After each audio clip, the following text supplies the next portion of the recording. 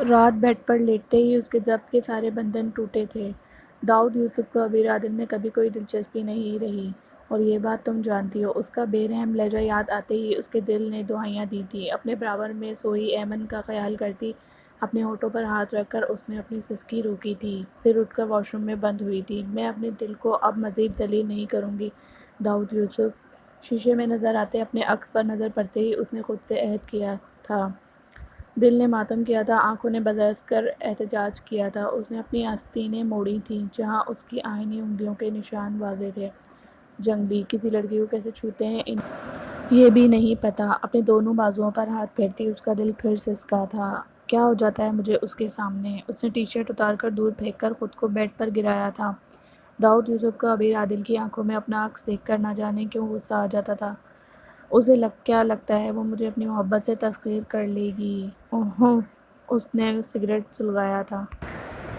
ان سب کے باوجود عبیر یوسف کو اگر کوئی اور دیکھ لیتا تو اس کے وجود میں آگ دوڑ جاتی تھی۔ اپنی اس بات سے اب تک وہ خود انجان تھا جیسے۔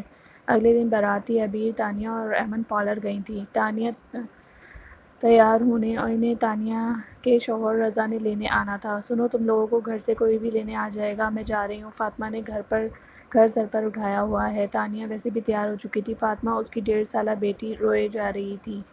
وہ رضا کے ساتھ گھر چلی گئی تھی۔ چلو ایمی، پاپا آئے ہیں ہمیں لینے۔ ابھی نے ایک نظر خود پر ڈالی۔ چاچو آئے ہیں؟ ایمن اپنا سامان اٹھاتی بولی۔ ہاں، ابھی ان کا فون آیا تھا۔ اب چلو نا۔ وہ باہر نکلی تھی۔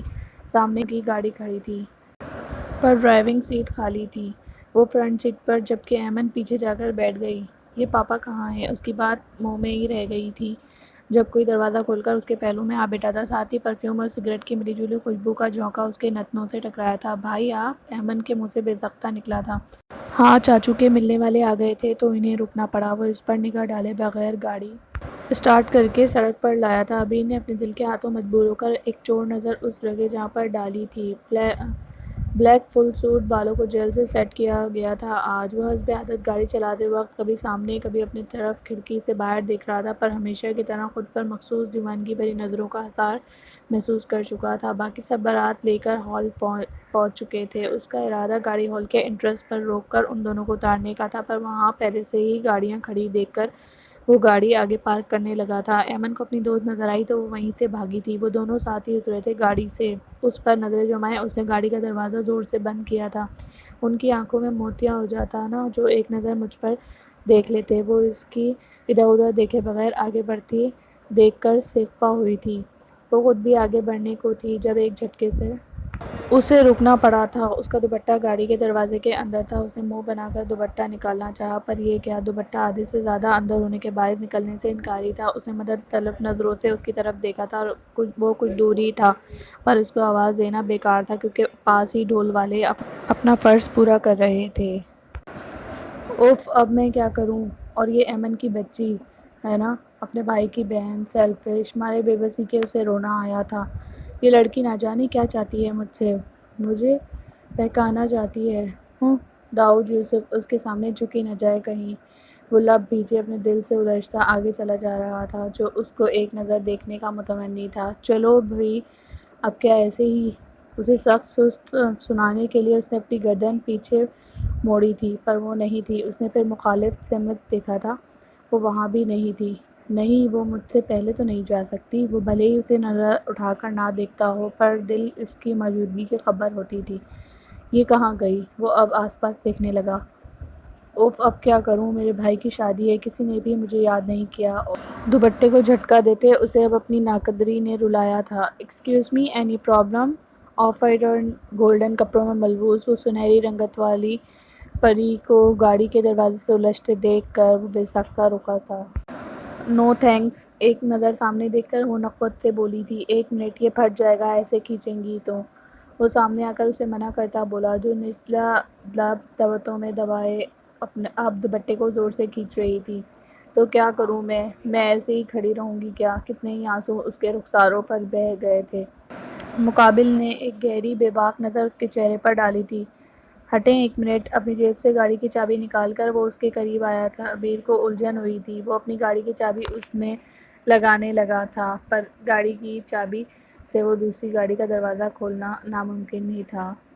اب ایک ہی حل ہے، وہ عبیر کے اور پاس آتا، اس کے بالوں سے پن نکالنے کو ہاتھ بڑھا گیا تھا۔ نہیں پلیز۔ وہ اپنا چہرہ پیچھے کرتی، خوف سے آنکھیں میچتی بولی۔ اس کے چہرے پر سمجھی پھیلتی دیکھ وہ بے باک انداز میں مسکرا دیا۔ Excuse me. اچانک کسی نے اس کی کلائی جو اس کے بالوں سے 1 انچ کے فاصلے پر تھی اپنے مضبوط شکنجے میں جکڑی تھی۔ جان بخشتی آواز پر عبیر نے امید سے آنکھیں کھولی تھی۔ اپنے بالکل سامنے اسے کسی حفاظتی دیوار کی طرح ایستادہ دیکھ کر اس نے آنکھیں بند کر کے کھولی تھی۔ کتنے ہی آنسو اس کے رخساروں پر گرے تھے۔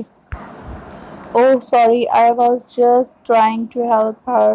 معاف کیجیے گا، میں تو صرف ان کی مدد کرنا چاہ رہا تھا۔ نبیل ایاز داؤد کی آنکھوں کے سرد تاثرات دیکھ کر ایک دم نظر اس سنہرے وجود پر ڈالنی چاہی تھی، پر وہ غیر محفوظ طریقے سے اس کو اپنی پشت کے پیچھے چھپا گیا تھا۔ اوکے باس۔ وہ داؤد سے ہاتھ ملاتا آگے بڑھ گیا تھا۔ اس کے جانے کے بعد وہ پیچھے پلٹا تھا۔ تم کیا کر رہی تھی تم یہاں؟ وہ ایک ہاتھ گاڑی کی چھت پر رکھ کر آنکھوں میں شعلے لیے اس کے بہت قریب کھڑا اسے دیکھتا پوچھ رہا تھا۔ یہ پھنس گیا تھا، سب مجھے چھوڑ کر چلے گئے تھے، دیکھنے کی زحمت بھی نہیں کی آپ نے۔ آپ کی بلا سے مجھے کوئی اٹھا کر لے جاتا، آپ تو خوش ہوتے ہیں نا؟ جان چھوٹتی آپ کی مجھ سے۔ Just shut up عبیر۔ اس سے پہلے کہ وہ مزید بولتی وہ ایک دم انگلی اس کی دھار پر۔ عبیر کی آواز ایسے بند ہوئی تھی جیسے کسی نے چلتا ہوا ٹیپ بند کیا ہے۔ اس کا دل اچھل کر حلق میں آیا تھا۔ عبیر نے اپنے بہت قریب ان شعلوں میں جلتی آنکھوں کو دیکھ کر اپنی آنکھیں جھکائی تھیں۔ آواز نہیں دے سکتی تھی۔ تم فون کہاں ہے تمہارا؟ ویسے تو 24 گھنٹے تم اور ایمی چپکی ہوئی ہوتی ہو سیل سے۔ وہ اس کے چہرے پر آنسو دیکھ کر تھوڑا نرم پڑا تھا، پر اس پر آیا غصہ اسی پر اتارنا ہمیشہ کی طرح داؤد نے اپنا فرض سمجھا تھا۔ دروازے میں چابی نکالا تھا۔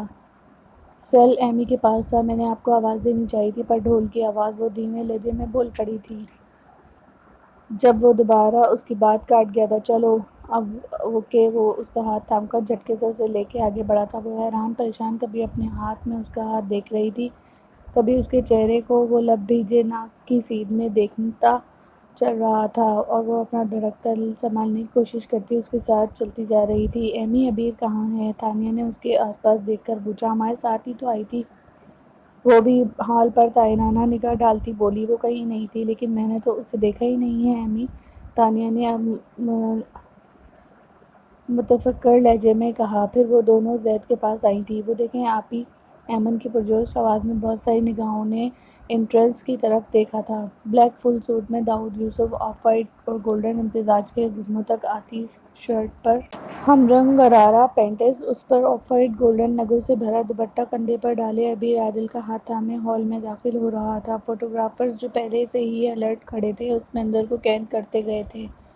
کہاں تھی یہ داؤد؟ زید نے آگے بڑھ کر پوچھا۔ داؤد نے فوٹوگرافرز کی طرف ہاتھ اٹھایا تھا۔ وہ اپنا کیمرہ نیچے کر گئے تھے، پھر دھیرے سے اس کا ہاتھ چھوڑا تھا۔ کچھ نہیں یار، عبیر کا دوپٹہ گاڑی کے دروازے میں پھنس گیا تھا۔ وہ ایمن اور تانیہ کی طرف بڑھی تھی۔ اوہ مائی گاڈ ابی، تم اور بھائی دونوں ایک ساتھ کتنے زبردست لگ رہے تھے۔ ایمن کے بولنے پر اس کا دل الگ سے دھڑکا تھا۔ تانیہ چونکی تھی، پھر اسے کسی نے آواز دی تھی۔ بکواس نہیں کرو، تم جاؤ اپنی اسی دوست کے پاس، میری کیا پرواہ تھی تمہیں؟ وہ باقاعدہ ناراض ہوئی تھی اس سے۔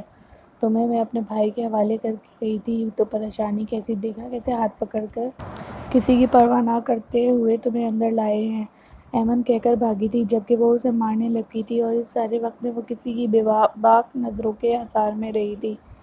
یہ لڑکی کون ہے؟ نبیل ایاز اب لائبہ کے بھائی سے پوچھ رہا تھا۔ کزن ہے میری، زید کی بہن، فرحان نے اس کے ہاتھ سے لائٹر لے کر کہا۔ کیا ہوا یار، خیر ہے نا؟ فرحان نے اس کے کندھے پر ہاتھ رکھتے اس کی نظروں کے تعاقب میں دیکھا تھا جو عبیر کو فوکس کیے ہوئے تھا۔ خیریت ہی تو نہیں ہے؟ بے باک نظریں ہنوز اس پر جمائے وہ دھوئیں کا مرغولا اڑاتا بولا۔ لائبہ جس سے زید کی شادی ہو رہی تھی، زید کی ماموزاد تھی۔ فرحان لائبہ کا بھائی تھا اور نبیل ایاز اس کا نیا دوست۔